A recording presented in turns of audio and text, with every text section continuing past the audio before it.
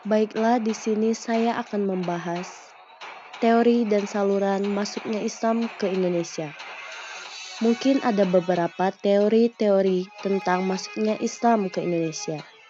Tetapi yang paling terkenal ada 3 teori, yakni yang pertama, teori Gujarat, yang kedua, teori Mekah, dan yang ketiga, teori Persia. Yang pertama, saya akan membahas tentang teori India Gujarat. Teori yang mengatakan bahwa agama Islam dibawa oleh orang India.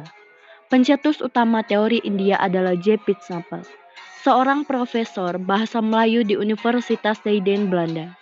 Dia mengatakan bahwa agama Islam datang ke Indonesia bukan berasal dari Arab, tetapi berasal dari tanah India, terutama dari pantai barat, yaitu daerah Gujarat dan Malabar. Sebelum Islam sampai ke Indonesia, banyak orang Arab bermazhab Syafi'i yang bermigrasi dan menetap di wilayah India. Dari sana, selanjutnya Islam menyebar ke Indonesia. Teori ini juga didukung oleh sejumlah para ilmuwan Belanda yang ahli tentang sejarah Timur Hindia dan Amerika lainnya. Sehingga dalam buku-buku sejarah yang ditulis para orientalis, hampir sepakat mengatakan bahwa Islam baru tiba di negeri ini pada abad ke-13 Masehi. Beberapa bukti diantaranya, kaum saudagar Gujarat datang melalui Selat Malaka dan menjalin kontak dengan orang-orang lokal di bagian barat Nusantara yang kemudian melahirkan Kesultanan Samudra Pasai sebagai kerajaan Islam pertama di Indonesia.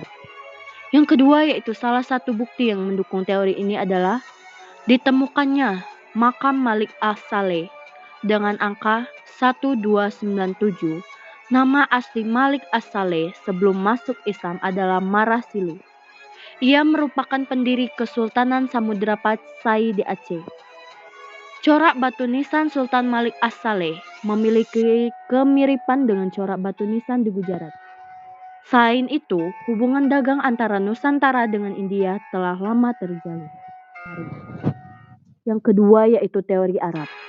Teori ini menceritakan tentang masuknya Islam di Indonesia diperkirakan berasal dari Timur Tengah, tepatnya Arab. Teori ini didukung oleh Abdul Malik Karim Amrullah atau sering dikenal dengan Buya Hamka. Menurut Buya Hamka, Islam sudah menyebar di Nusantara sejak abad 7 Masehi.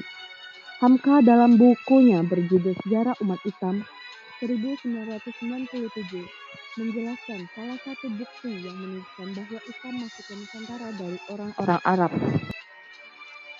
Menurut teori Mekah, Islam dibawa oleh pedagang yang berasal dari Mekah di abad 7 Masehi.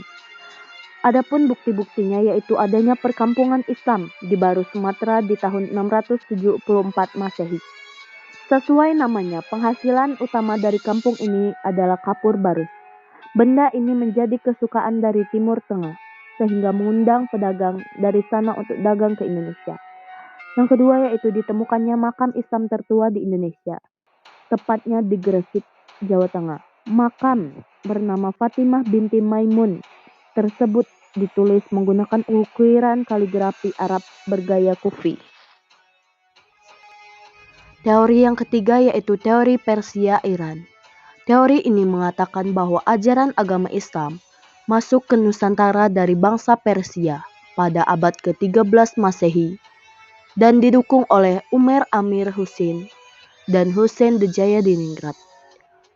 Abdurrahman Misno dalam Reception Talk Selection Modification Antropologi Hukum Islam di Indonesia 2016 menuliskan The Jayadiningrat berpendapat bahwa tradisi dan kebudayaan Islam di Indonesia memiliki persamaan dengan Persia.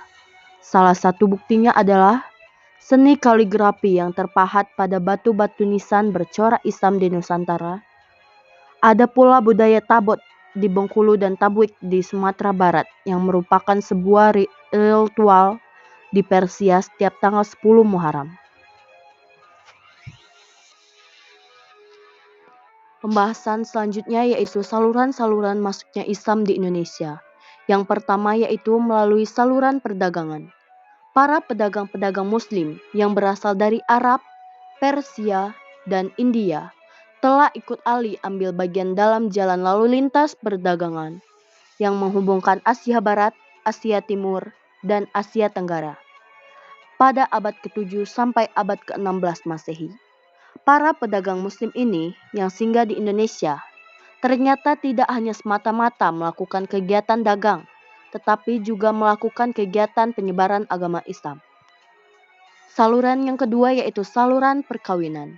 Perkawinan antara putri bangsawan dan pedagang muslim akhirnya berlangsung. Perkawinan ini dilakukan secara Islam, yaitu dengan mengucapkan 2 kalimat syahadat. Upacara perkawinan berjalan dengan mudah karena tanpa pentasbihan ataupun upacara-upacara yang panjang dan mendalam. Dalam babat Tanah Jawi, misalnya, diceritakan perkawinan antara Maulana Ishak dan Putri Raja Blambangan yang kemudian melahirkan Sunan Giri. Dan saluran yang ketiga yaitu saluran pendidikan. Pendidikan dalam Islam dilakukan dalam pondok-pondok pesantren yang diselenggarakan oleh guru-guru agama, kiai-kiai, baik ulama-ulama.